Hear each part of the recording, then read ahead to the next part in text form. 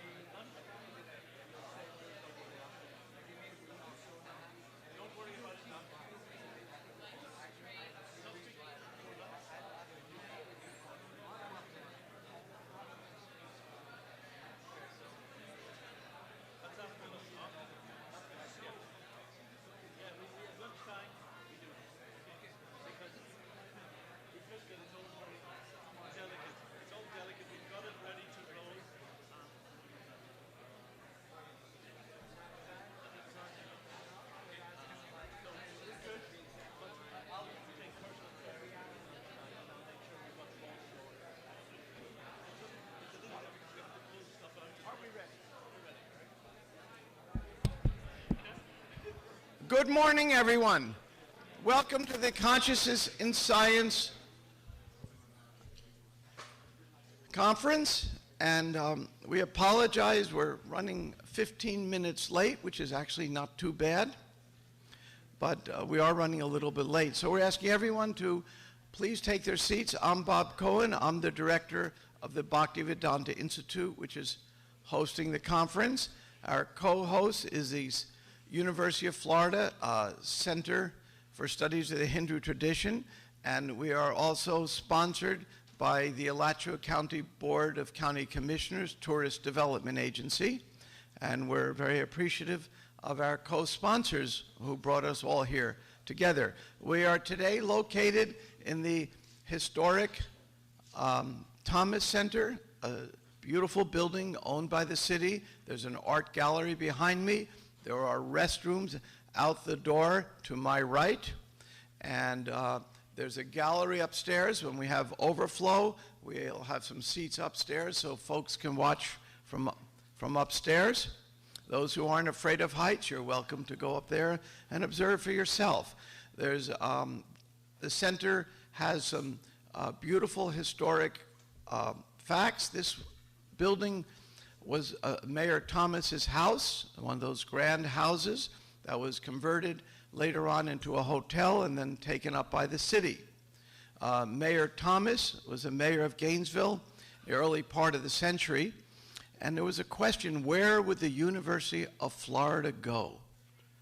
Would it go to Lake City, which is halfway between Tallahassee and Jacksonville, the only two real cities in Florida at the time? There was no South Florida to speak of. Or would it go to little old Gainesville? And the competition was on. And Lake City is well known. Is anybody here from Lake City? Good. Lake City is well known right nowadays as a place where the toothbrush was invented, because any other place it would have been the teeth brush. So,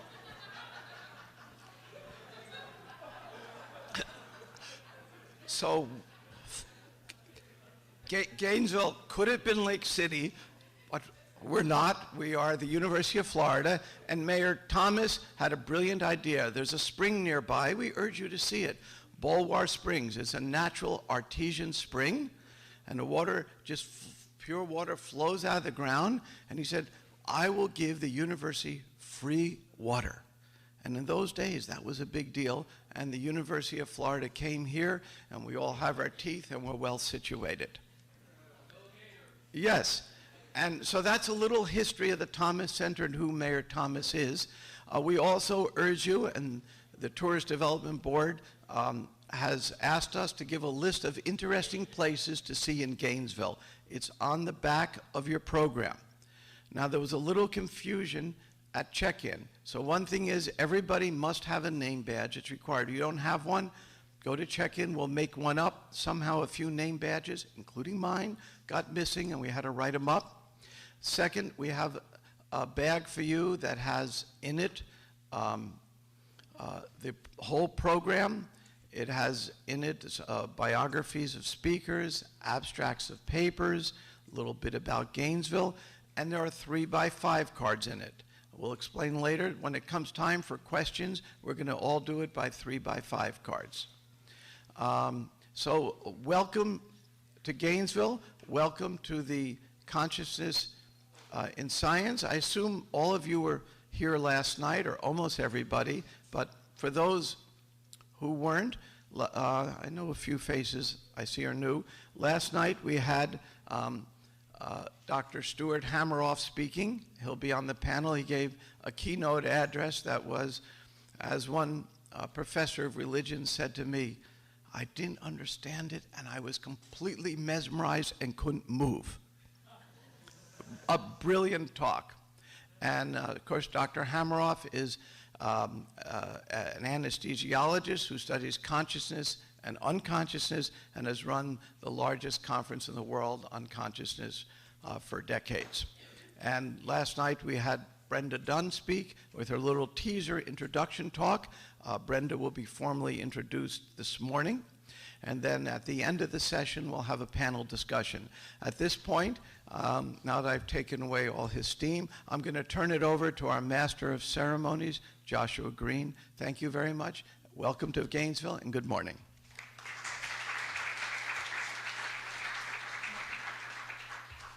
Good morning, everyone. In today's sessions, I'm sorry. Hello? Yes, Swamiji. No, we haven't quite started yet. No, it's a pretty full house, yes. Yes, thank you, Your Holiness. Thank you for calling. What am I wearing? Well, I've got brown khakis and my blue blazer. Okay, I'll be sure to tell them, Your Excellency. Thank you so much. That was my mom. She's asked me to remind you to turn off your cell phones. In today's sessions, we will be addressing questions about the relationship between consciousness and the perceivable world. Why is consciousness so important? What are the implications? Can consciousness contribute to resolving real-world crises? Our speakers today will address these questions from their respective fields of expertise. A little bit of housekeeping. I've been asked to repeat that there is extra standing room in the balcony for those of you who might wish to go up there. The conference staff is here to make sure that your day is comfortable and that you are relaxed and happy so that your minds will be completely pliable and open to insidious indoctrination into heretical ideas. So therefore, if you need anything, please just approach any of the staff. Dinner and entertainment at 6 o'clock this evening. Our first speaker will be setting the scene with an overview of how we know anything. Here to enlighten us is Professor Howard Resnick, who received his PhD at Harvard in Sanskrit and Indian Studies. He taught at the Graduate Theological Union in Berkeley. He was a visiting scholar at UCLA, taught here at the University of Florida. His books are published by several prestigious university presses. He was the first Westerner to translate and comment on the Bhagavad Purana from within the Vaishnava tradition. He has been a practitioner and teacher of Bhakti Yoga for over 50 years, which means he started at age 3. And he has been a guest speaker in more than 30 countries and speaks 5 languages. So here to address us in English, I assume, is Professor Howard Resnick.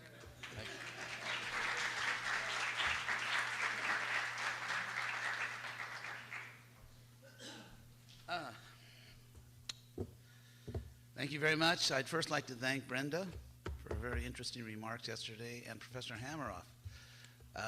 I also didn't understand a lot of it, but I also thought it was brilliant. And I understood enough to really appreciate it. So,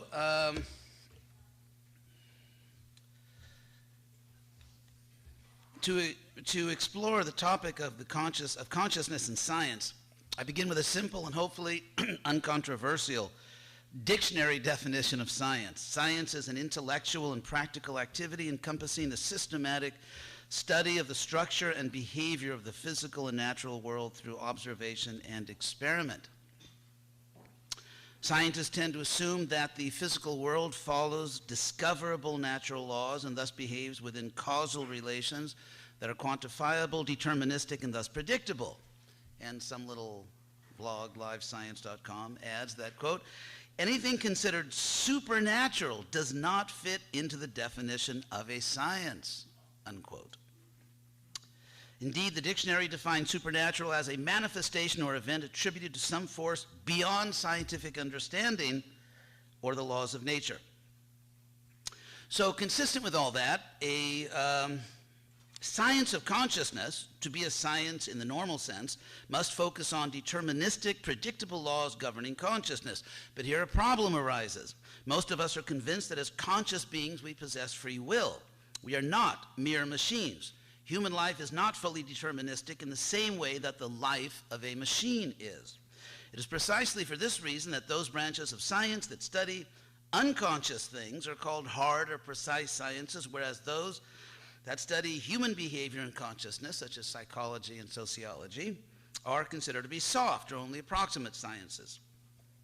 However, philosophy, history, and our own consciousness show us that neither hard nor soft sciences, as sciences, can ever fully describe reality, including consciousness. Because as I will demonstrate, we live in an irreducibly bidimensional universe that is both physical and metaphysical. And science, by its own rules, can only study the physical, not the metaphysical dimension of reality. Sorry if I'm talking fast, but too much information. Thus, if consciousness itself proves to be ultimately a metaphysical entity, then neither hard sciences like neurology nor soft sciences like psychology can give a complete explanation of consciousness. So what is the metaphysical realm? Life's second dimension beyond the physical realm. And I'm going to give evidence why it definitely exists objectively. Guy Kahane, who teaches philosophy at Oxford, states, does God exist? Do we have free will? Are there subjective moral facts? These are familiar metaphysical questions. The Britannica, remember there used to be printed encyclopedias?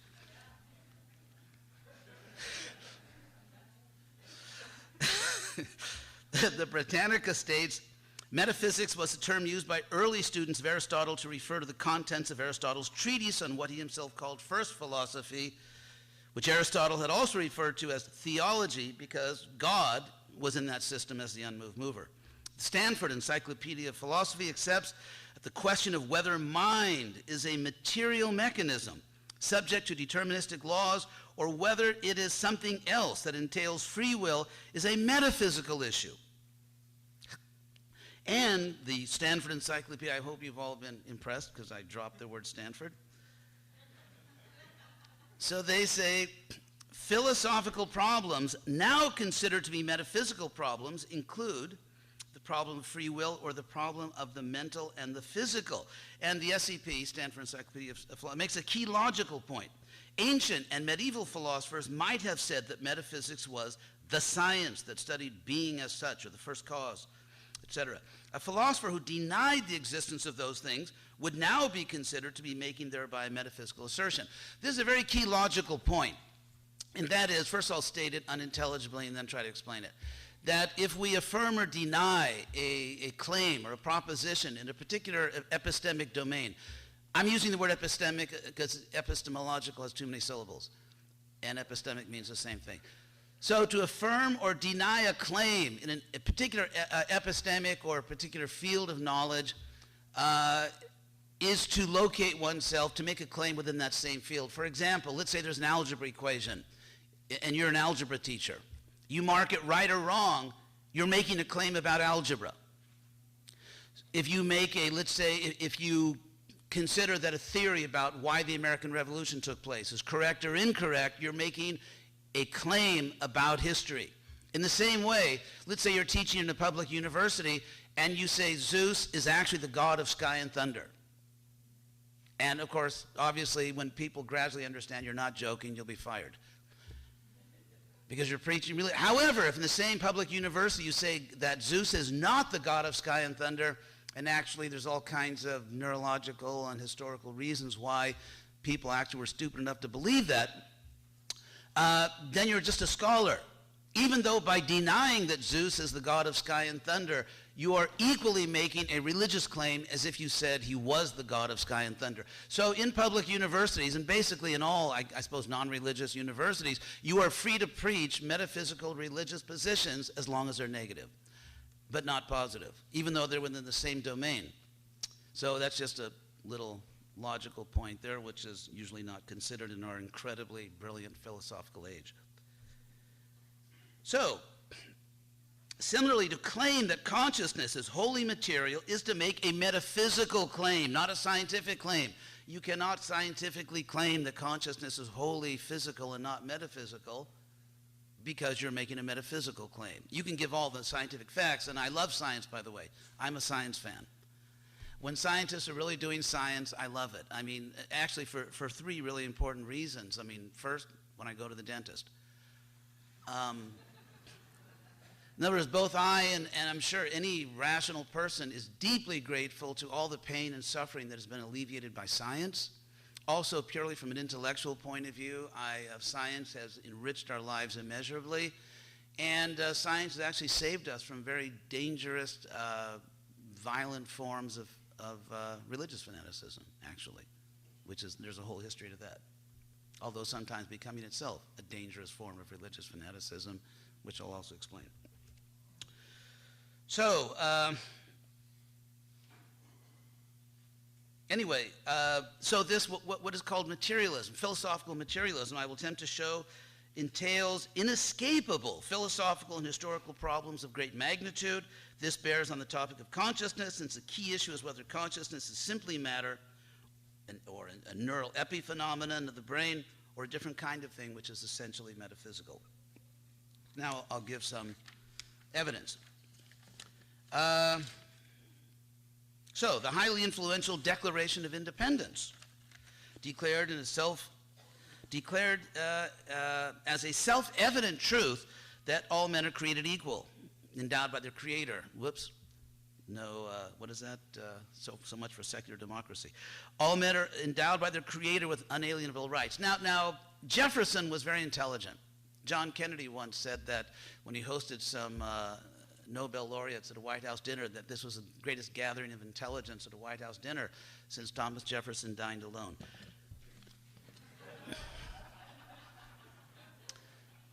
But anyway,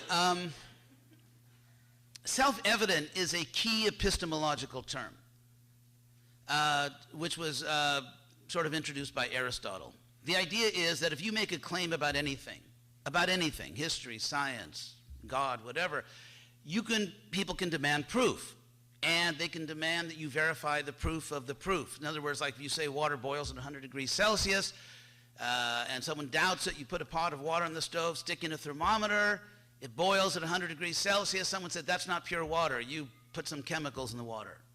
Or that's not real mercury in the thermometer. So you got to prove that. Then you have to test the water testing chemicals. So you can always be pushed into an infinite regress of proofs. And Aristotle pointed out you escape an infinite regress of proofs by taking a stand earnestly and declaring that something is self-evident, it proves itself. So to give an example of a claim of a self-evident truth which cannot be independently verified, certainly cannot be empirically verified, is that there's a real world outside your brain. Now, Descartes raised the point that one can logically, and by logical I mean you can say something without contradicting the laws, without contradicting logic. For example, if you say, I just saw a round square. No, actually you didn't. So we don't have to empirically see if there's a round square around us. We know that there cannot be a round square or a square circle because just the meaning of the words, logic forbids it. However, saying that as Descartes did, that we are simply brains controlled by an evil genius who makes us imagine there's a real world outside of ourselves. That does not contradict logic. It's very eccentric, but it does. But it shows that without contradicting the rules of logic, one can radically doubt that there's a real world outside your mind. And in modern philosophy, it's called the brain in a vat problem. You know, you're a brain in a vat being kept alive and hooked up to a supercomputer. What this means is because we can doubt that there is a real world outside our mind without contradicting logic, therefore, you have to make a foundational assumption, another key epistemological term, in order to do science. You have to assume that there's a real world. And you have to also assume, as scientists do, it's called PUN, the uniform laws of nature. You have to assume the laws of nature operate more or less uniformly throughout the universe. You have to assume that. So why do we assume, so why do scientists and why do most people assume that there's a real world outside our minds? Because we have an experience of the world that convinces us, the quality and nature of that experience convinces us that there is no other reasonable explanation other than that there's a real world. When you wake up from a dream, here's kind of this Platonic language.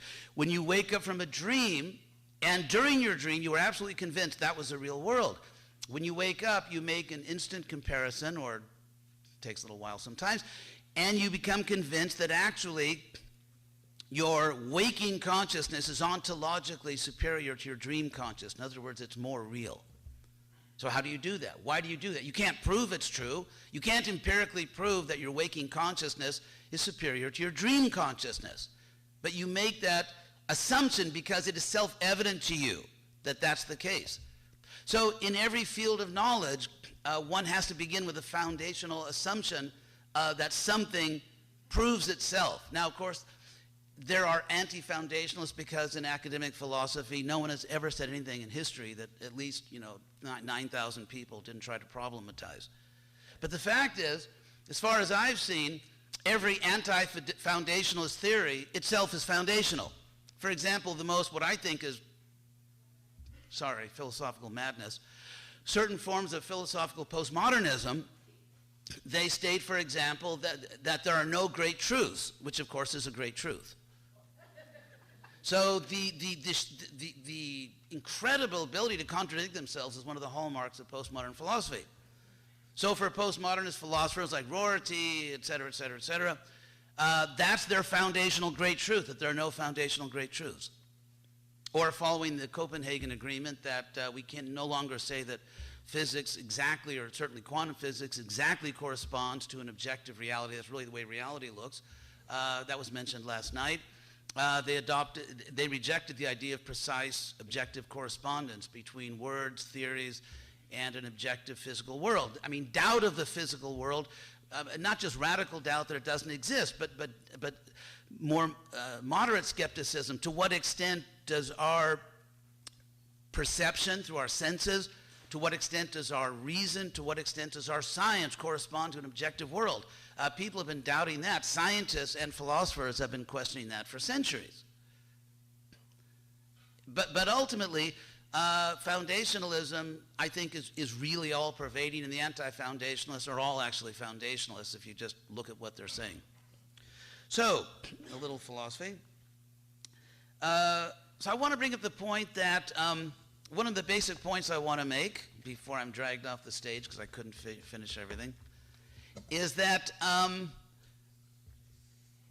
if you believe, I'll get back to the self-evident proof that we live in a bidimensional universe. Just as we make the foundational assumption that there's a real world outside our minds, otherwise you can't really do science in earnest. In the same way, we have certain metaphysical views that we hold to be absolutely self-evident. In fact, so self-evident that in designing and establishing and to some extent preserving our system of government, which is secular democracy, or plutocracy, the idea is that we reject all empirical science and instead found our whole society on a metaphysical, empirically unprovable assumption that we're equal. Democracy is based on the notion of equality, at least in the modern formulation. And all empirical science, all of it, shows that we are not equal. We're not equal in terms of our intellectual abilities, mathematical, artistic, athletic. We're not all equally beautiful, which was a great frustration to most of us in our teenage years. So the point is, you can't even imagine an empirical test which would show that everyone is equal. And yet we reject all empirical science and found our society on a metaphysical, self-evident, foundational assumption that we're equal. And Jefferson, who was a smart guy, in responding to Hume's skepticism, David Hume's radical skepticism, said, we hold these truths to be self-evident. He appealed back to Aristotle, that we're created equal. Now, one of the main things that Hume explained, and that sort of still stands, is that you cannot derive an is from an ought. In other words, actually, I'm sorry, you can't derive an ought from an is. Sorry, David.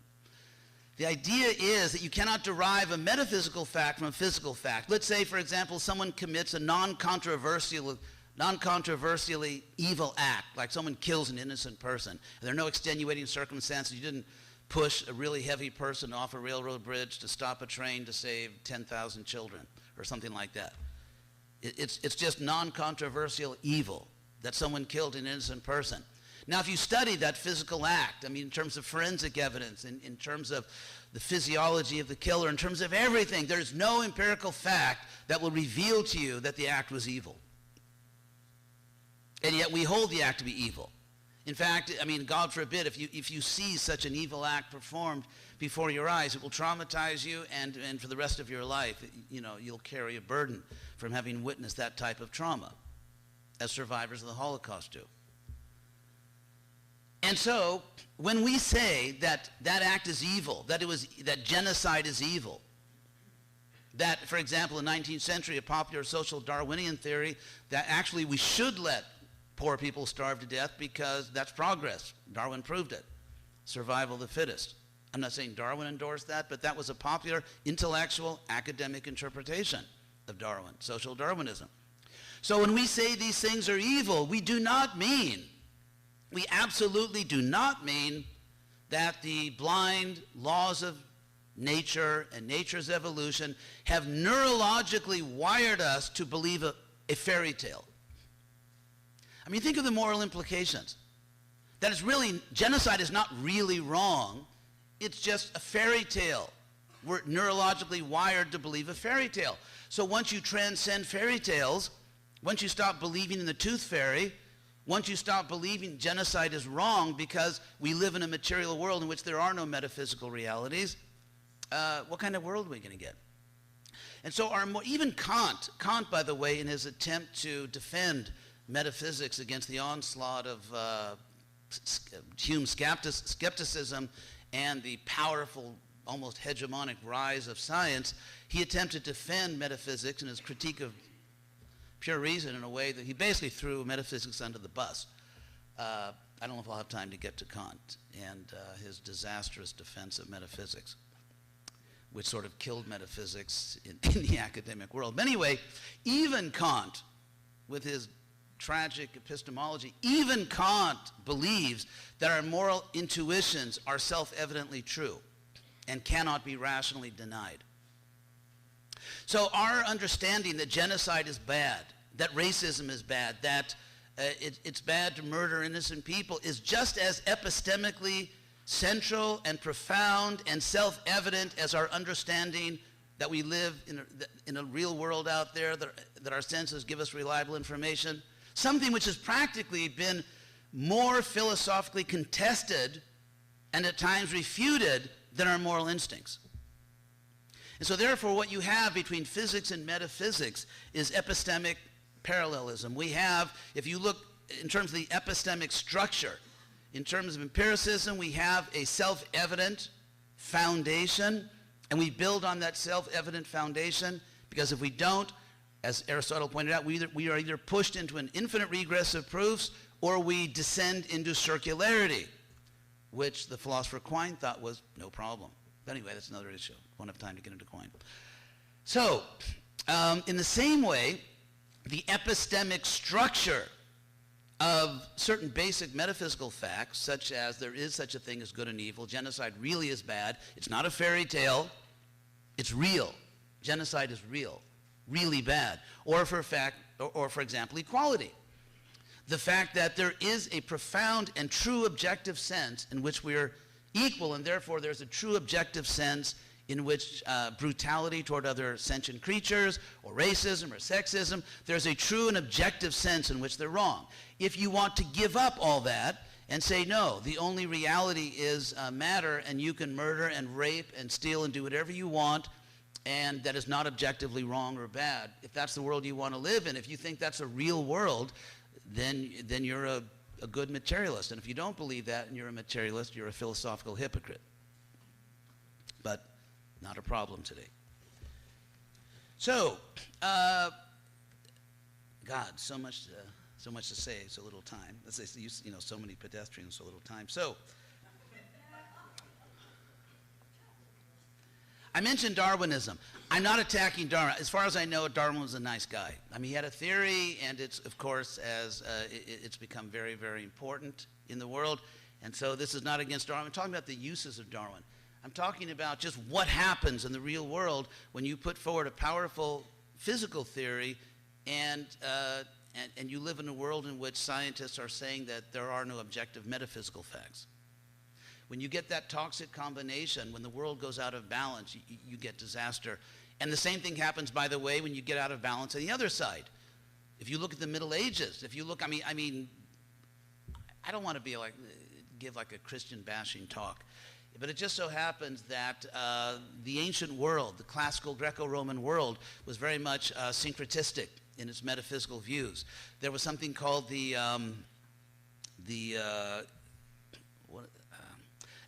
Greeks and Romans strongly interpretatio Greco, the interpretatio Romana, it was an idea that when you encounter other cultures and they have another religion, you do comparative studies and you find how what you're saying, they're also saying in just with different language, different words, different names of metaphysical deities or whatever.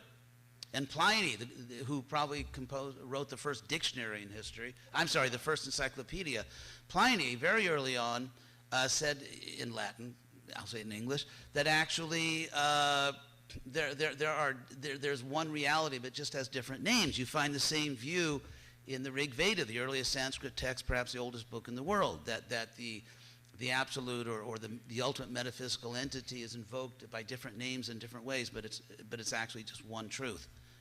And so into this highly syncretistic, you could say tolerant world, much like our own, with some exceptions, you get this extremely fanatical group that comes in and says that, only we worship a living God, everyone else worships dead gods. We have a true religion, everyone else worships false religions.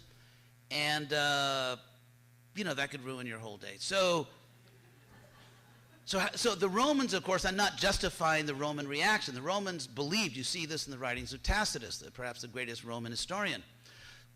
Tacitus believes that this poses an existential threat to culture, to civilization, this type of violent fanaticism. It became violent as soon as it had the power to be violent. But I'm not justifying in any way the cruel persecution of Christians by the Romans, which were sporadic and tended to be local. They weren't all pervading, whereas the Christian persecution of pagans after Constantine was not sporadic, was not local, it was categorical, and it was everywhere. And it basically succeeded. So from there into the Middle Ages and into, let's say, even up to the Renaissance, and then the powerful, violent response to the Renaissance. Giordano Bruno said the wrong thing, got burned at the stake. He was a great scientist. Galileo had to say, I didn't really mean it.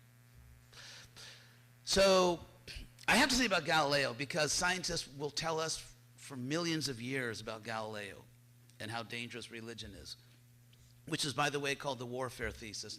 I'll tell about that's in the 19th century, where science and the humanities developed this warfare thesis that you have to declare war against religion because it's the enemy of reason, it's the enemy of science, it's a threat. So where did that fanaticism come from? It fructified in France, by the way, in the 17th century, 18th century, 1700s, because unlike England, France was a very fanatical country. You had Louis XIV. Louis XIV revoked the Edict of Nantes, which was after the French kings were sort of slaughtering Protestants to try to make a theological point. Finally, at the end of the 1500s, they had this Edict of Nantes, which said that Protestants could live in France and not be slaughtered, which was kind of progress. And then Louis XIV revoked it. And so in France, you had this totalitarian political system, which was totally allied, in bed with a totalitarian religious system. Whereas in England, I don't want to go all of English history, where starting with Elizabeth I, who declared a type of tolerance, which is kind of a new thing in Europe, and then getting into the Glorious Revolution, 1689, the rise of parliamentary government over the king in England. The Newtonian synthesis was extremely important. The fact that Newton was the best scientist of his day and also deeply religious. He saw himself engaged in something like bhakti yoga. He was engaged in an act of devotion. So you get this Newtonian synthesis, which allows England to live in peace. You get a balance of the physical and the metaphysical, whereas in France, you have this complete imbalance. You have this murderous, metaphysical fanaticism. Murderous metaphysical fanaticism, because the kings were also, had metaphysical rights, divine right of kings. That was a metaphysical endowment, not to speak of the church. And so in response to this murderous fanaticism on the metaphysical side, France comes up with an equal and opposite murderous fanaticism. The French Revolution, which was, you should know how bad it was. They, by the way, Robespierre kind of came up with the word terrorism and the concept. So if you're a terrorism fan, honk. But that was the French Revolution. So you get this dialectical process. By the way, the first person to introduce the notion of the pendulum effect was Galileo. I have to say about Galileo, in his first trial, he was actually convicted but not burned. They just said house arrest, but he had a beautiful house, so Anyway, but then it turns out there was this cardinal, Bernini I think his name, who actually defended Galileo, who argued that no, we should not convict Galileo. Leave him alone. Let him do his science, for God's sake. Now, that cardinal became the next pope. And so what did he do? He said, hey, Galileo, we're cool now.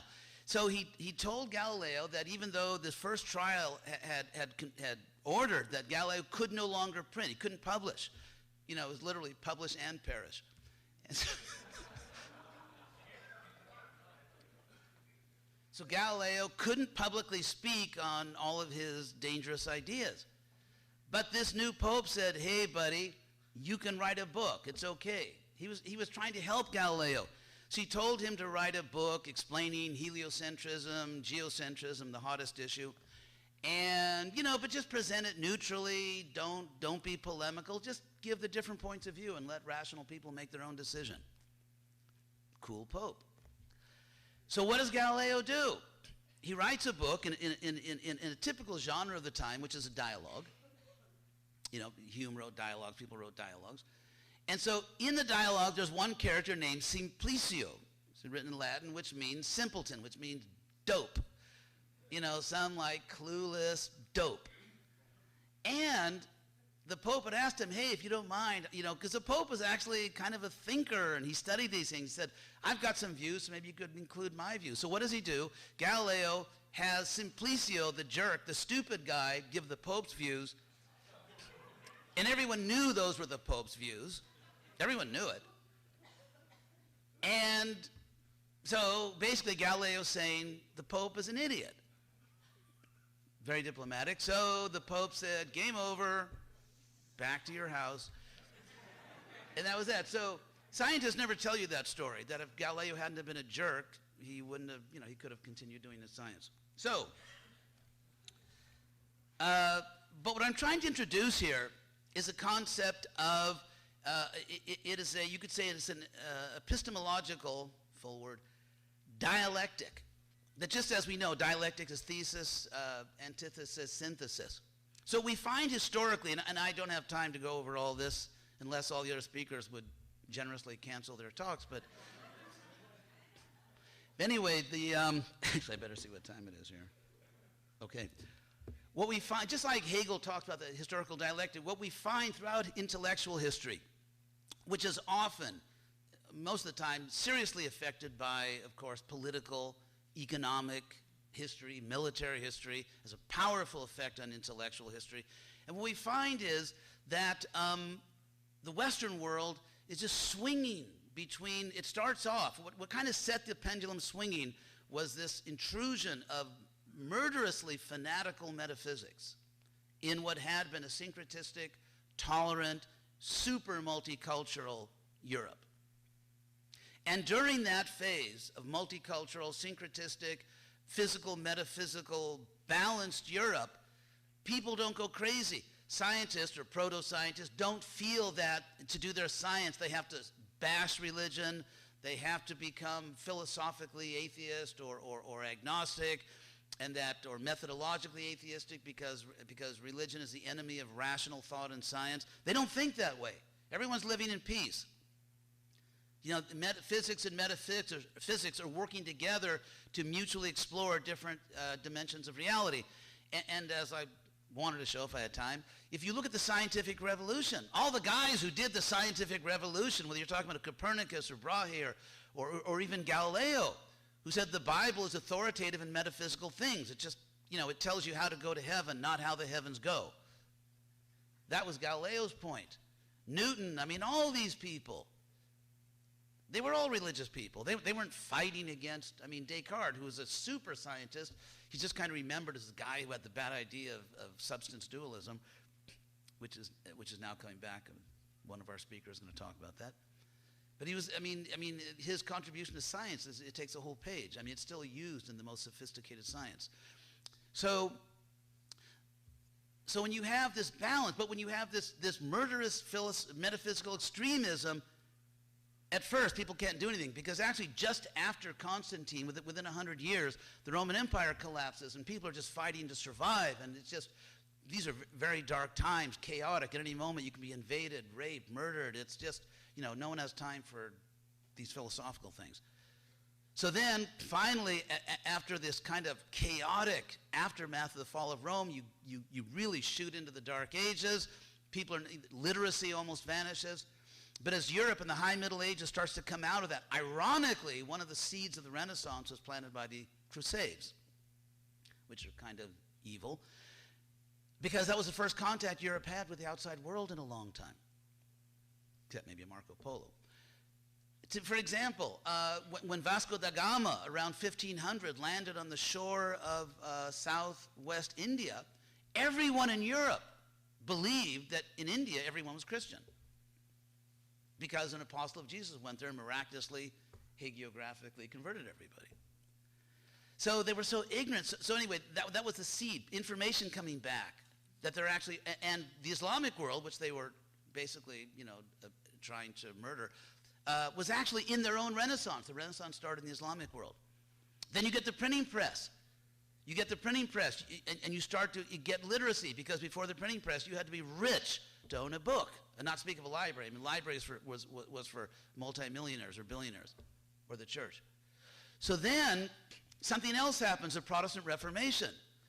As I say, Luther was the most unwilling, inadvertent promoter of modernism that could ever possibly exist. He rejected science. He rejected philosophy. Luther's mottos were sola scriptura, only scripture, the only valid source of information. Sola fide, the only faith. And yet Luther promoted epistemological egalitarianism. It was Luther that said that we have to get back to the Bible's, you know, affirmation of a priesthood of all believers. Because with the printing press and with Luther sort of producing a German that everyone could read, everyone could start reading the Bible. You don't have to go through priests. No one read the Bible. The first guy that translated the Bible into English was murdered, was executed by Henry VIII. By basically revealing a state secret, namely the Bible. So you get this egalitarian epistemology. People read. You start to get different opinions, and you get this explosion of science, unfortunately, to some extent caused by the colonial period, because you need faster boats. you need faster boats, you need better weapons, you need better cartography. And so it's actually colonialism that starts to cause this explosion of science. You go into the 1600s, and science starts to take off. People start to read the Bible and say, wait a second, the priests tell us this, but it's not in the Bible. They have all these mystic sacraments that kind of look like this very same magic for which priests are killed, witches. People are accused of being witches and killed. And so then you go into the scientific age, and by the time science gets enough power, they go on the offensive. It's payback time. And they start intellectually, in the universe, academically persecuting religion. Anyway, there's Gibbons, who says the fall of the Roman Empire was caused because it became Christian. You have Marx that says that religion is a drug that makes people stupid and delusional. You get Freud that says religion is a serious emotional disorder. It's basically psychopathology. And I have a list, but you go on and on and on. It's like what we used to call when I was a kid, a dog pile on religion. And then, of course, they ultimately hit the brick wall science. It's like in football. They're driving down to the 90-yard. 90 yards and 11 plays or something, and then some guy's running on the 1-yard line, fumbles the ball. So basically, they ran into this brick wall of quantum mechanics. And Professor last night explained much better than I can all the problems, the weirdness. And so you see these movies about quantum mechanics, that's my level, I'm an amateur, where you see all these top quantum physicists talking about it's strange, it's weird, it's mysterious. That's exact language that science used to smash magic and religion. So the very language that science used to defeat its epistemological enemies and establish itself as the reigning power, the only, the way, the truth, and the light for epistemic certainty. No one comes to epistemic certainty unless they go through us. They use those same words to describe their most advanced physics. And of course, that unleashes a resurgence of magic and religion. All those books came out in the 60s, the Dancing Woolly Masters, the Tao of Physics, and all that. And so here we are now. So I'll try to conclude now. But if I can't, then go ahead and hate me. Anyway, I will conclude. But so basically what I'm trying to say, and I've got like tons of information. I didn't have time to get in here, really. But you can wait and see the movie. So anyway, there's just like thousands and thousands of things I wanted to say, because there's actually proof and evidence for all these things, logical, historical, and all that, philosophical. But what's really needed today is an epistemological balance. We have to restore the classical balance between physics and metaphysics, which you also mentioned last night. And because although I profoundly admire and take advantage of in thousands of ways physical science, they're not the gatekeepers of objectivity. They, I would say, the gatekeepers of a certain realm of objectivity and knowledge, but they're not the gatekeepers of all knowledge. And fanatical materialism, that's because there is no rational materialism, because there is self-evident evidence that we live in a bidimensional universe. And as some philosophers, even atheist philosophers, have said, if there actually are objective moral facts, then there must be a supernatural explanation. The greatest Western skeptic, Hume, acknowledges that. It's in our Declaration of Independence. It's the foundation of our political system. It's the foundation of our moral views against sexism and racism. So, 1 minute. So therefore, if we want to, you cannot, my argument, which is of course very strong, and I hope not too belligerent, is that given all the facts, it's very difficult to be a rational materialist. And it's also very difficult, I also think it's totally impossible to be a rational religious fanatic. I think religious fanaticism is necessarily, logically, irrational. And so what we really need is to get away from fanatical materialism, fanatical metaphysicalism, fanatical religion, or whatever you want to call it, and restore the natural, rational balance between the physical and metaphysical, working together. The scientific revolution was all done by people that used their religion to get good ideas for science, and so on. And anyway, I'll stop there. Thank you very much, and sorry I couldn't tell you most of what I wanted to tell you.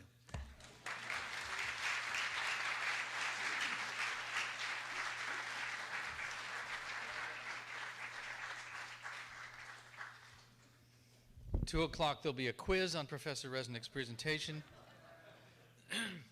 If you had the privilege of hearing Brenda Dunne's short presentation last night, then you know we are indeed fortunate to have her with us for this conference. Professor Dunne has been stretching people's assumptions about reality for more than 40 years, going back to her groundbreaking work as manager of PAIR, the Princeton Engineering Anomalies Research Laboratory. Her focus on remote viewing, the human-machine anomalies have changed the accepted scientific paradigm within an inch of its life. She described for me having been too naive back in the 1970s to realize how controversial her work was. And I knew we were destined to be friends when she told me the following joke. Two parapsychologists are sitting in a bar. One says to the other, wouldn't it be something if the light at the end of the tunnel turned out to be New Jersey? Since 1986, Brenda has served as on the executive committee of the International Consciousness Research Laboratories. Her son, Jeffrey, is here. He is chairman of that organization. Along with her late research colleague, Robert John, she is the co-author of the book Margins of Reality, The Role of Consciousness in the Physical World.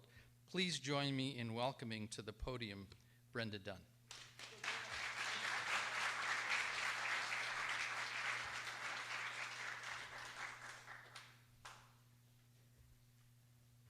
Well, hello again. And thank you for coming back and listening to me rant some more. I am delighted that Professor Resnick's left a door open at the end of his talk, and I think I might have something to offer that we can push through it. But before I get into the science of the subjective, is this okay? Can you? I'd like to read a brief excerpt from a paper that Bob, John, and I wrote back in 1997 by the same title, Science of the Subjective, because I think it lays a groundwork for what comes after. This subsection is entitled Scientific Currency. To consider its business effectively, any science must ordain a set of conceptual currencies in terms of which it can represent and evaluate its phenomenology.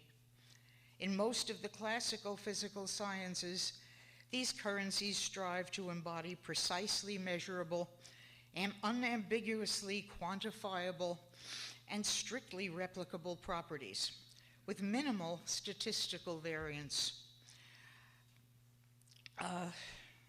In the quantum-based physical sciences, however, as well as in the biological, medical, psychological, and social sciences, progressively more reliance has come to be placed upon statistical rather than uniquely deterministic measurables. In most cases, a cumulative sequence of three genres of such conceptual currencies can be traced, relating to tangible substance, energy in various forms, and information. For example, most early science tended to focus on the behavior of palpable matter, its gross mechanics, its chemical and physical properties, and such, with primary reliance on the quantitative measurable that we now call mass. Well, midway through the 19th century, the concept of energy, mechanical, thermal, electromagnetic, atomic, was added to the arsenal of scientific endeavor as a somewhat less tangible but still quantifiable currency of phenomenological representation. Over the past few decades, and this paper was written 20 years ago, a third scientific currency, loosely termed information, has taken center stage and clearly will dominate basic research and its applications in the foreseeable future. A similar conceptual genealogy has characterized the evolution of the biological and medical sciences.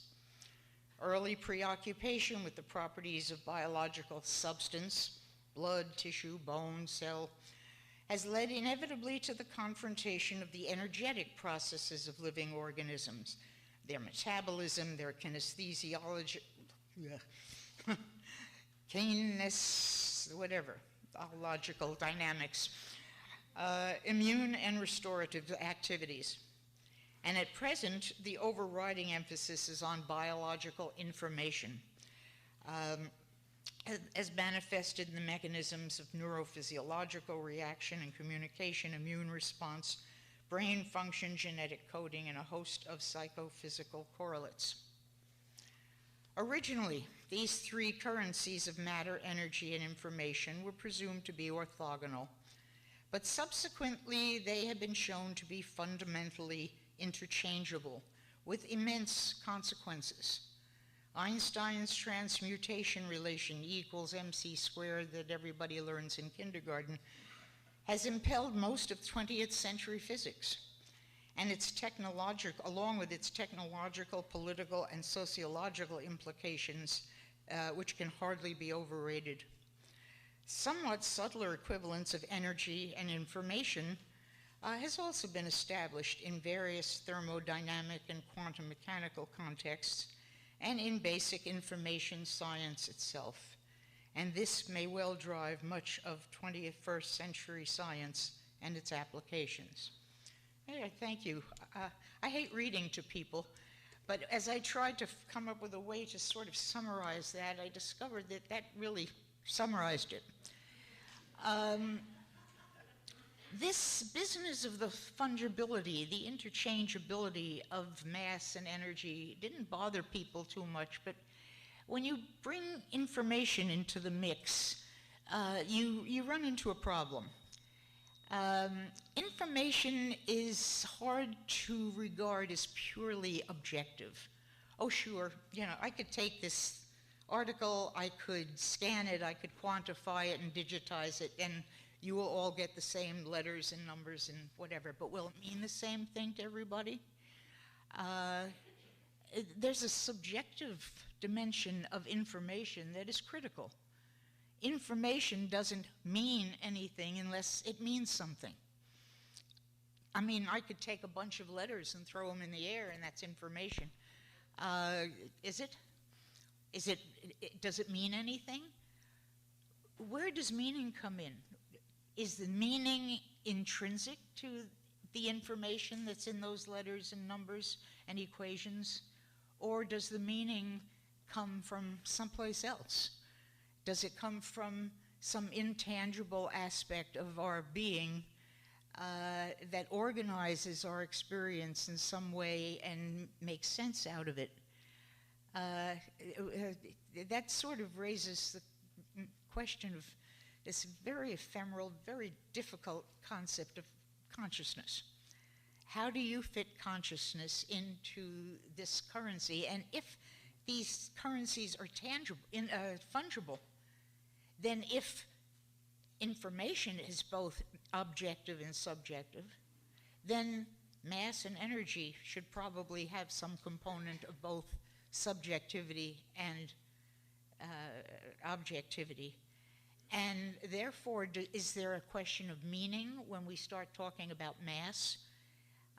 Is there a sense of purpose when we start talking about energy? Are they independent of our consciousness as science has previously presumed? Okay. That's the whereas. Let's go to the therefore. Let's return to this wonderful topic of quantum mechanics. Everybody likes to invoke quantum mechanics. We have quantum leaps. I've always thought it was interesting how quantum leaps, which in principle are very tiny, have come to mean humongous shifts of whatever it is that's leaping. But quantum mechanics is one of these areas where most people will say, oh, quantum mechanics is much too complicated, very few people understand it, and you have to know a lot of advanced mathematics to understand it. I don't buy that. I had, as a teacher and as a colleague, somebody who could explain quantum mechanics clearly and simply, in the sense that, I forget whether it was supposed to be Heisenberg or Einstein who had said, if you can't explain something to your barber, you probably don't understand it. Well, Bob John explained it to me in very simple terms. It started out with a conversation we had very early on in our relationship when he said, what do you think is going on in these anomalies? What do you think is happening? And I, in my standard rambling, went on for maybe 20 minutes explaining what I thought was going on, namely that you had these two entities that were interacting, and Bob, God bless him, listened to me. Up until that point, most people I knew didn't listen to me. They tended to regard me as a little bit off the wall with crazy ideas, but Bob listened, and he said, that's very interesting. He said, do you know about covalent bonds? And I said, no, what's a covalent bond? He said, well, let me explain to you. A covalent bond is something rather straightforward. It's very fundamental to physics and chemistry and science. But you basically have two atoms. Let's take a trivial example of hydrogen. Now, I have to step aside here and say it took me years to get used to the pejorative tone of, I'll give you a trivial example. I found that most physicists, when they're trying to explain something to you in terms and equations that you can't possibly understand, will point out that they're giving you a trivial example. And it's a very intimidating term. One day I asked a physicist, a friend of mine, and I said, can you explain the difference between trivial and non-trivial? He said, sure. He says, trivial means in principle it can be solved. Non-trivial means it's impossible. Oh, that's interesting. I said, but when you're talking about hydrogen and you say that this is a trivial example, what happens when you start talking about something like oxygen or something like uranium? Oh, no, that's non-trivial. Oh, are you telling me then that the only thing you really know is hydrogen? And everything else is sort of an extrapolation therefrom? Well, sort of, Bob said, because after hydrogen you run into the three-body problem and it gets very complicated. And I said, what I think I hear you saying is that you guys really don't know much. But you do know hydrogen. Well, it turns out that the covalent hydrogen bond is very interesting. You have two hydrogen atoms, okay? Hydrogen has one nucleon, it has one electron, okay? And the electron is running around the nucleus. And if this one is running this way and this one is running this way, whatever that means, and that's a little bit vague also. And if the two atoms get close enough together, they will attract each other, and because they want to have two electrons in their shell because it makes them happy, they will start sharing their electrons, okay? So what you have then is a hydrogen molecule, trivial hydrogen molecule, that has these two nuclei. You have two electrons that are sort of spinning, this way around the nuclei. And what you end up with is something very curious. Turns out that hydrogen molecule has a greater energy than the sum of the energies of the two hydrogen atoms. Now, if you take atom A and atom B and you put them together, you get molecule AB. which has more energy. Where does that come from? Well, the physicists will tell us that it comes from some inexplicable, anomalous thing that they call the exchange force. Okay? I'm not making this up. I mean it. I'm really not. I may be simplifying it, but I'm not making it up. Now, it seems that exchange force is somehow associated with the fact that when you no longer can identify which electron came in with which atom, you have sacrificed a bit of information. That information has now morphed into a little bit of energy. Okay? Anomalous energy, but an energy nonetheless, and an energy that is accepted by mainstream science as a real thing. Well, this was a wonderful conversation.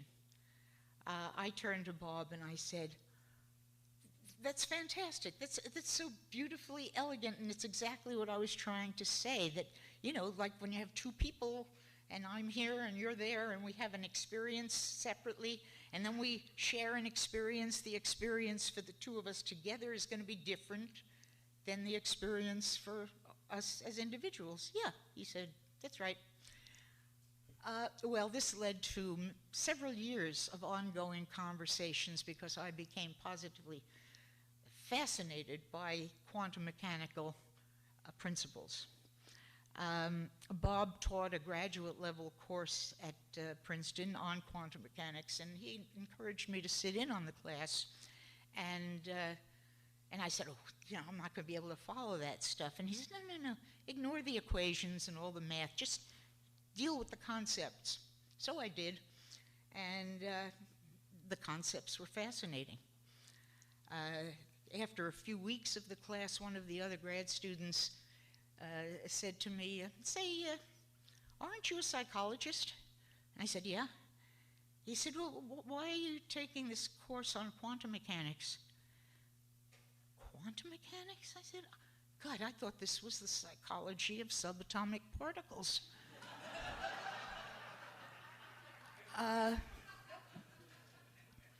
Well, it turns out that one can approach quantum mechanics that way. And Bob and I spent, as I said, several years taking apart quantum mechanics piece by piece and looking at the subjective aspects of each element, of each concept, of each principle, and discovering that one could translate them back and forth from an objective description to a subjective one. In fact, all of the concepts of quantum mechanics can be metaphorically transposed into aspects of psychology.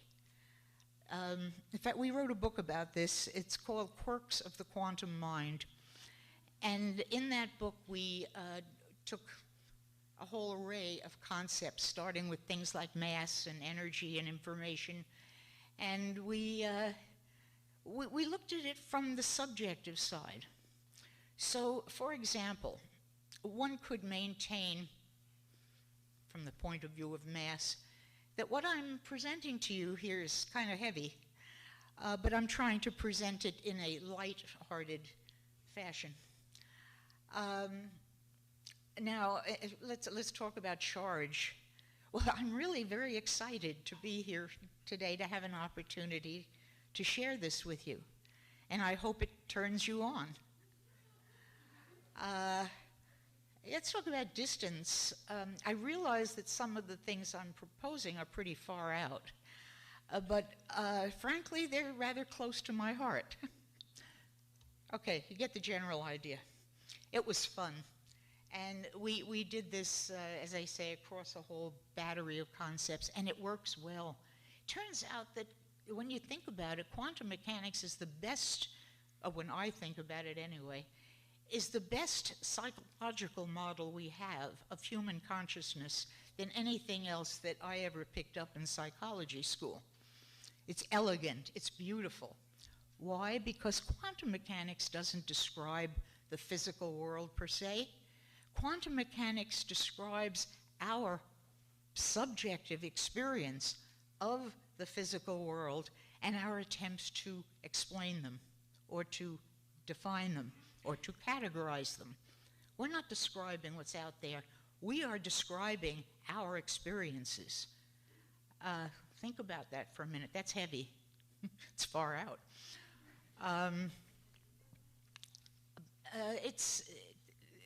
Well, I could go on the quirks of the quantum mind for some time, and again, time being somewhat constrained, if, there is such a thing as time.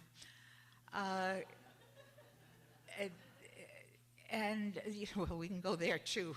That one's fun.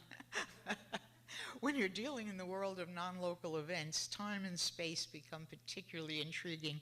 And I have to say that particular aspect seems to annoy most mainstream physicists more than almost anything else we've ever. Basically a wave that appears like no, it's a particle that appears. Anyway, they ended up getting so frustrated that Schrödinger packed his bags and went back to Austria.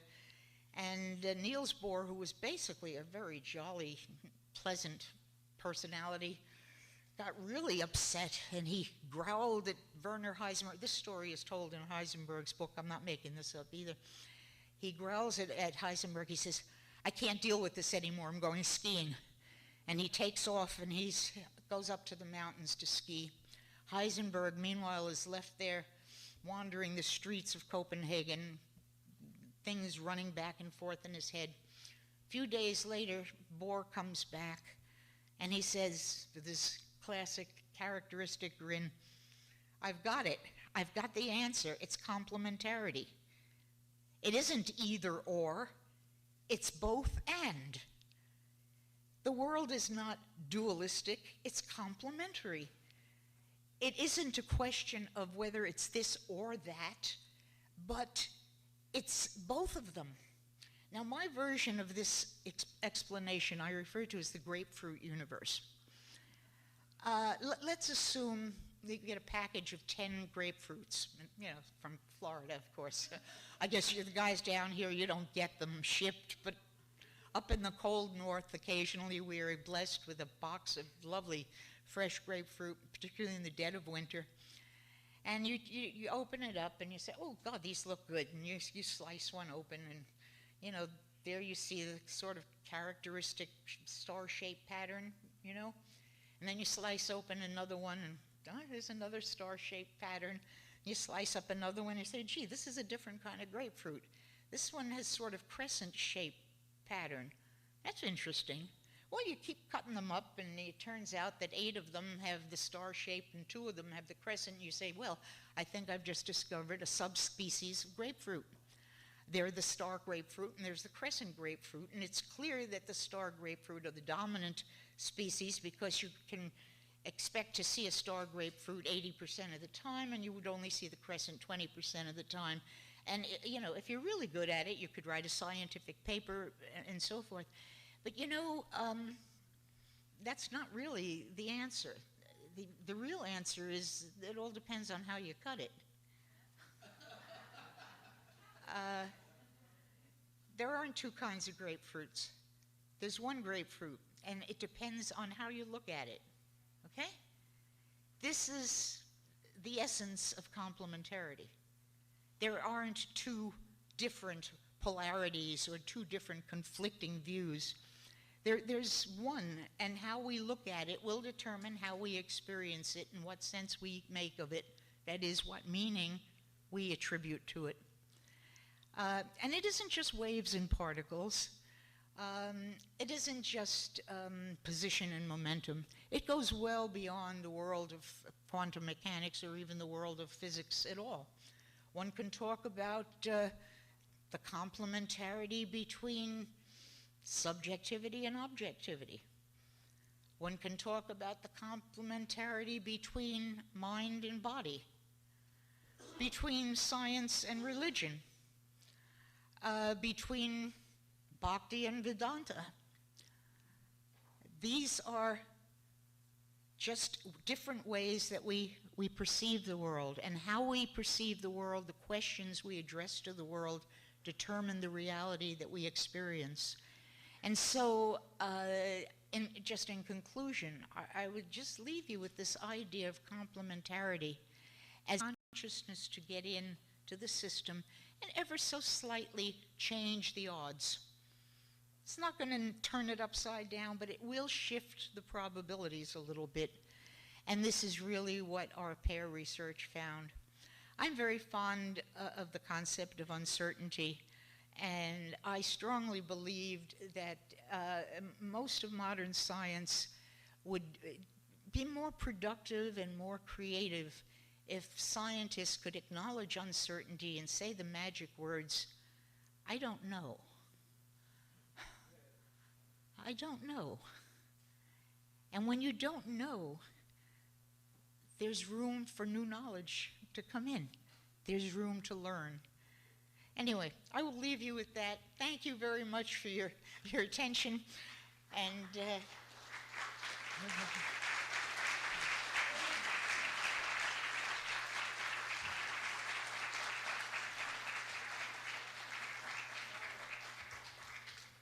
there's nothing uncertain about our appreciation for your presentation just now. Thank you. I think it's the first time I've been pointed in a direction of seeing the Vaishnav concept of achintya bheda bheda tattva in terms of quantum complementarity. So thank you for that. Our final speaker this morning is Martin Fleming. Martin is a Vedanta philosopher and Vaishnav Hindu theologian. He's director of Buckland Hall, a conference and retreat center in Wales, and president of the Science and Philosophy Initiative, an organization that aims to integrate the studies of consciousness, matter, life, and the universe within a science-consistent philosophical model with insights from the Vedanta school of philosophy. He is also a broadcaster and advisor to the BBC on Indian philosophical and spiritual traditions. After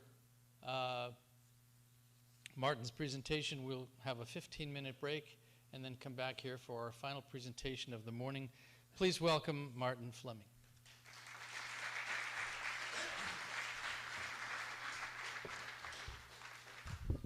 Thank you very much, Joshua. Just see that I've got all my materials. Yes, we're all here. A little water. Anyway, I'm very, very pleased to have been invited to speak this morning, and particularly I'm very grateful to be following Brenda's presentation, because I think that leads into a number of the points that I'd like to make.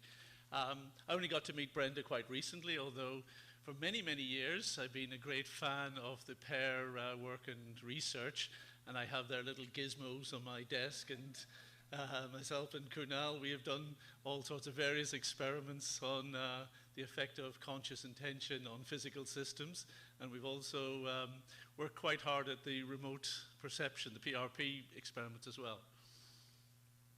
And also, I was very pleased that we were able to gather Professor Stuart Hameroff and have his presentation last night, because our organization, the Science and Philosophy Initiative, managed to bring him to Oxford University, and we had his presence there, and we had a great evening with him and Sir Roger Penrose, and got to explore many of their ideas. But my topic today is, it's there. Why consciousness is a big deal for science. And first, I should apologize that I'm here as a philosopher. And scientists and philosophers don't always have a comfortable relationship. In fact, I've heard scientists say, well, you can go to philosophers for questions, but don't ever listen to their answers. So, and I think that's been actually generous by them, because I don't think the scientists really like the sort of questions that we like to ask them. And philosophers get frustrated because scientists seem to prefer to answer questions other than the ones that the philosophers pose. So my job here today is to ask uncomfortable questions and to ask the scientists to search for answers, but not in the places that they are habituated and comfortable looking for, but where they might have a better chance of finding those answers. And nowhere is this more important than in the study of consciousness. Now, consciousness, a mystery in our faces at every moment, according to the British neuroscientist Anil Seth. And he explained that we really don't have any definitive definitions of what we mean by consciousness. At the moment, we really have just folk definitions. And here's one contender. Consciousness, that annoying time between naps. Yep, it's that thing that bothers it from morning to night, and even then keeps us awake. So, is consciousness just the content of our inner world, thoughts, ideas, emotions, feelings, and so on? Or is it the processing by neural activity that produces such mental content? Or is it the felt experiences of mental content? Or the property that enables that awareness? Or is consciousness that thing that possesses the property of subjective awareness and experience? Now, not everything that passes for the study of consciousness encompasses all of those aspects. The empirical study tends to focus on how mental states and content correlate with the neuroscience of the brain. But such limited empiricism is only one part of the picture. And as we heard from Howard, it's an approach that ignores both the subject and experience of the subject, the experience of the subject of the experience. So even if we don't have a definition, we need to be clear what must be included in any explication of consciousness. And John Searle posed it like this: the essential trait of consciousness that we need to explain is unified qualitative subjectivity.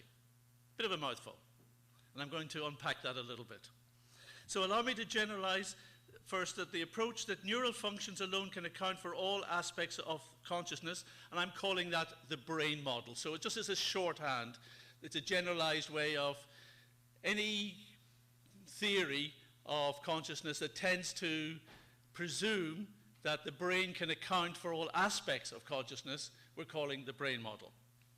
And I'm going to ask if this brain model is really up to the challenge of explaining unified qualitative subjectivity. And we're going to start the exploration with a very profound question for you all. Do you exist? We've got a live audience? Okay, I take it that you do. At least, and if you don't, well, you're not listening to me anyway. So why, but the question is, why do we believe that we exist? It's intuitive. We accept that I am experiencing what I call my life, that I am the subject of my experience, not just at this moment, but I have been the same I experiencing my life since my earliest memory of it. So who or what is the entity that is the continual subject of my experiences? Now, Howard referred to an aspect of Descartes' meditations in which he was able to doubt the existence of the external world. But there's a corollary of that, and that is, what can I know for certain? And Descartes explored that. And his conclusion is that the only thing I can be utterly certain of is that I am the entity contemplating that question. I am a thinking thing. Now, all the thoughts that I may be thinking may be wrong, they may be illusion, they may just be silly. But the fact that I am the subject of the experience of those thoughts, that's my certainty. And really that is our only certainty from which to progress from. Now, the brain model struggles to identify any organ, system, or process within the brain that could reasonably account for this subjective phenomenon. And please note, I just want to make a clarity. When I'm talking about subjective experience, I'm going to be discussing the self as the subject of that experience. But this is the conscious self. And I will use the phrase the conscious self to distinguish it from other forms of psychological selfhood, to do with persona, personality, social interactions, and so on. We're talking about the subject of the experience as the conscious self. The other types of selfhood are forms of mental content which the subject experiences. I identify with and I experience it. So, the second aspect of this analysis is the qualitative bit of John Searle's definition.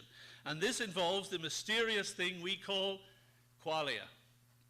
Now, this term was coined by Charles Sanders Peirce way back in the 19th century. It was then developed by Clarence Lewis in the 20s. But despite its significance, it was pretty well ignored by the behaviorism and cognitive neuropsychology trends of the 20th century. And actually, we have our keynote speaker, Stuart Hameroff, to really thank for encouraging the re-emergence of this concept, particularly during the first Science of Consciousness conference he organized way back in '94. And last night you saw the photograph of the whole team of them there at the Grand Canyon. So, on the first day of the conference there, after a couple of very uninspiring, in fact boring, lectures, and that was Stuart's words, as he explained to me, not mine, up steps a long-haired young David Chalmers. And he challenges the entire consciousness community that they have to recognize the significance of qualia. So he explained, the hard problem of consciousness is subjective experience. How does a bunch of 86 billion neurons interacting inside the brain produce the subjective experience of qualia? And to this day, and he kind of coined the phrase as was mentioned last night, the hard problem. And this continues to haunt neuroscientists and philosophers to this day. As Professor Michael Tai of Stanford writes, the status of qualia is hotly debated in philosophy, largely because it is central to our proper understanding of the nature of consciousness. So, what are qualia?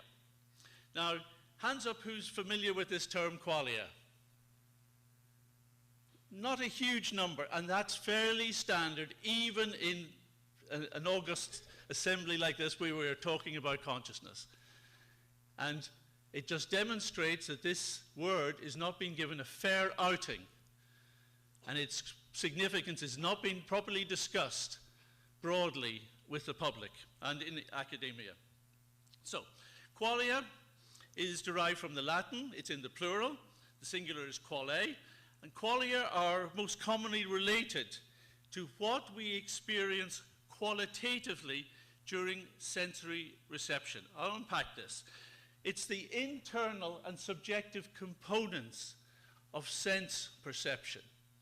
We're used to thinking of our sense perception as what's out there. But now I'm going to ask you to think about how you're experiencing sense perception inside. And the archetype example of qualia is this, the redness of red. So the experience of redness that you are all gathering from the screen is different to your experience of the blueness of blue. Now please note, when we talk about qualia, we are not talking about the emotional response that you have to a particular color. That is a different thing. We're talking about the actual experience of redness. So the actual qualia of redness is the experience that you have of redness. What it is like to undergo the visual experience of the color of red as redness. And it's a real experience.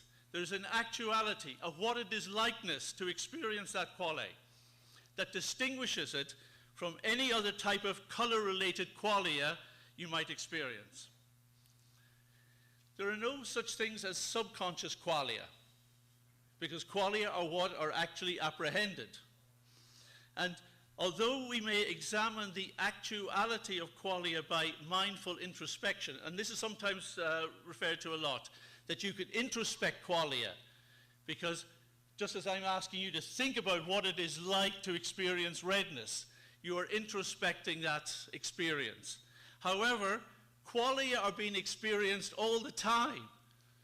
Whether you think about it or not, you're always enjoying colors and forms and movement in your experiences.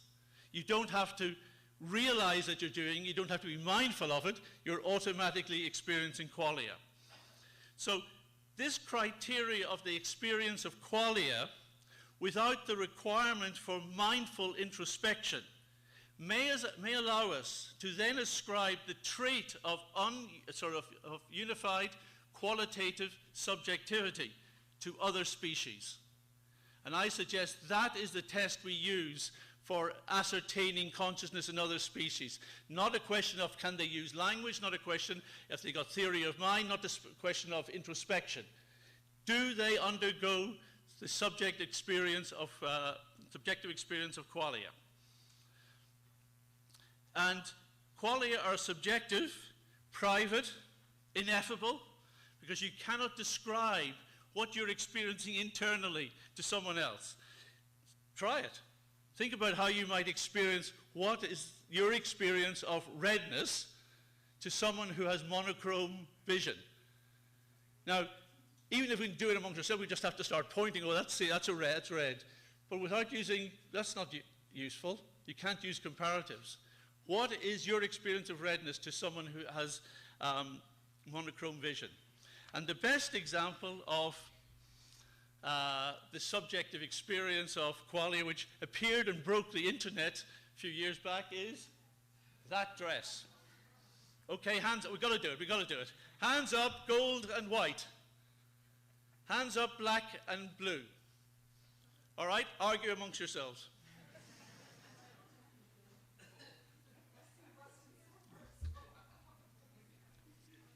I've had situations where fights have broken out. People just cannot believe that someone else is seeing that dress in a different color than they are. They really can't believe it. So, qualia possess inexplicable qualities. Even after the incredible progress of neuroscience, we cannot explain the nature of qualia with reference to the known functions and attributes of the brain.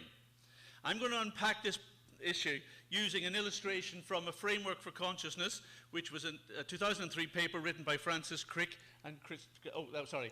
It was black and blue, by the way, but that doesn't matter. The fact is that you argue over it. This is the slide.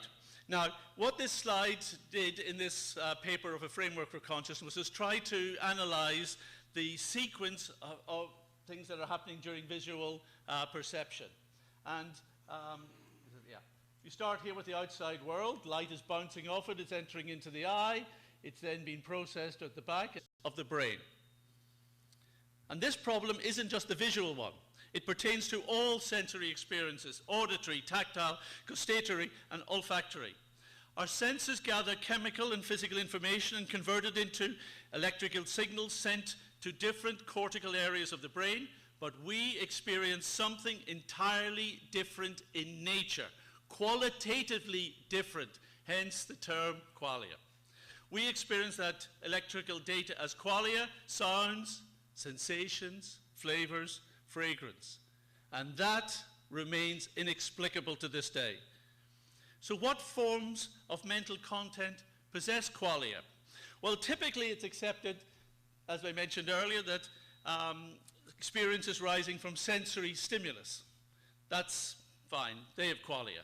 But it's also recognized that the internal sensations such as hunger, thirst, pain, and so on, they possess qualia. There is something that it is like to experience them.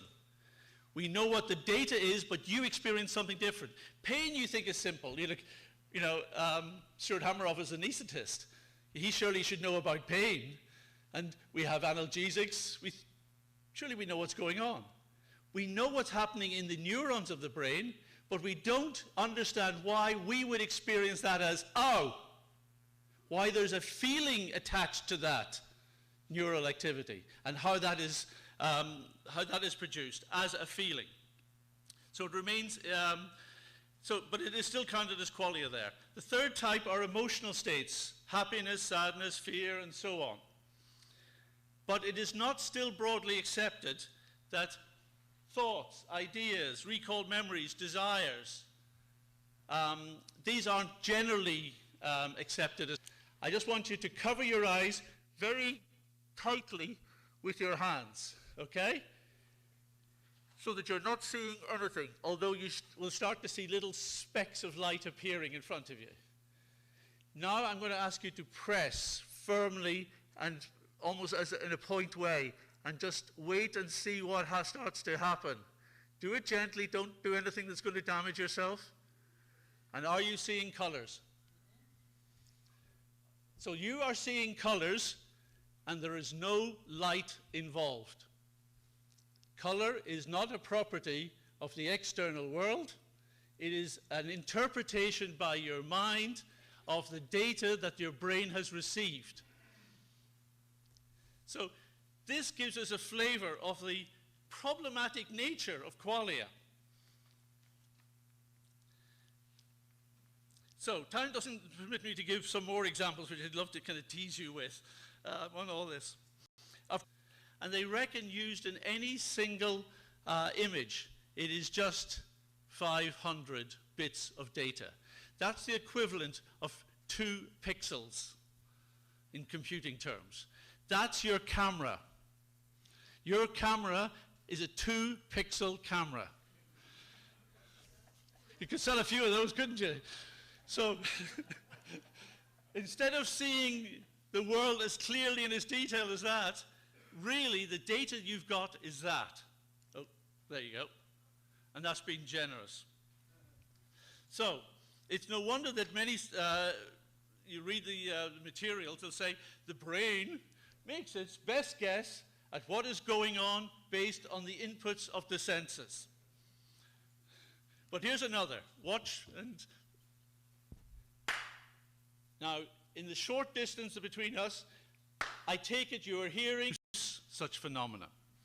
Now, I'm not suggesting that all researchers abandon their request for a neural basis of consciousness, but that presumption should not determine our only approach for exploring consciousness. And there's good reason why we require an alternative approach. What if consciousness is not a product of neural activity at any level of complexity?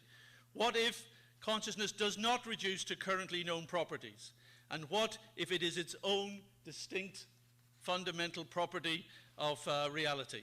And I'm going to have to jump a few pages here, and the Sergeant at Arms hopefully will give me a moment just to choose where I kind of do the last little section.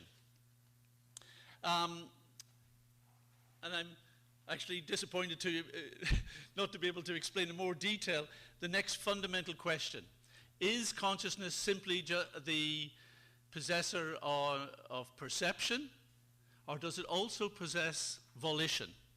And by volition we mean the will expressed to vary consciousness's own experience, content of experience, and circumstance of experience.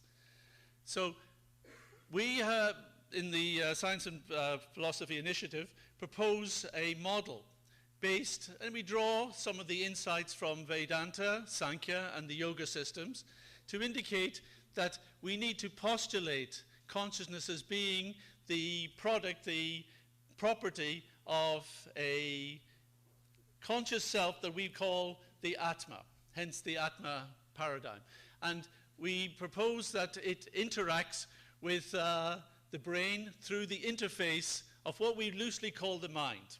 And the Sankhya system helps to really develop that kind of model through the functions and sub-functions that exist between the interface of the mind.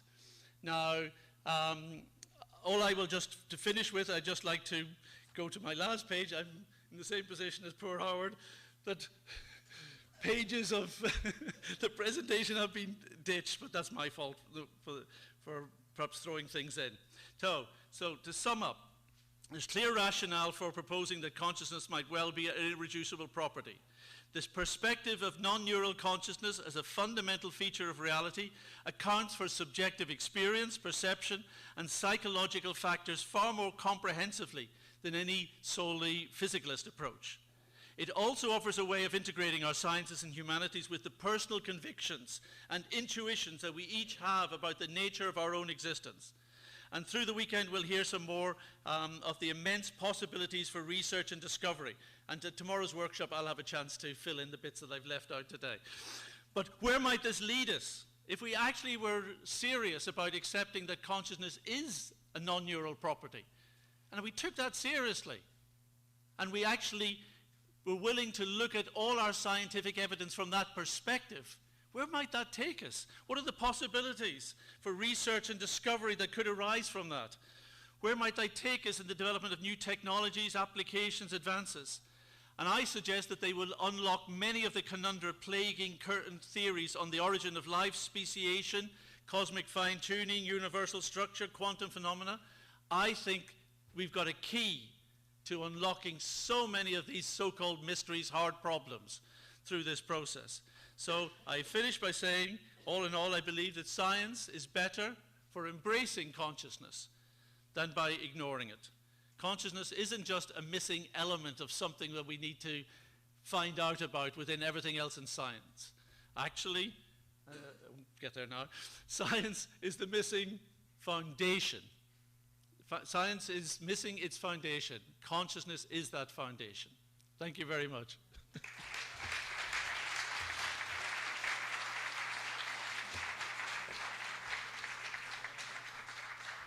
Can we have another round of applause for all of our presenters this morning? What an amazing job.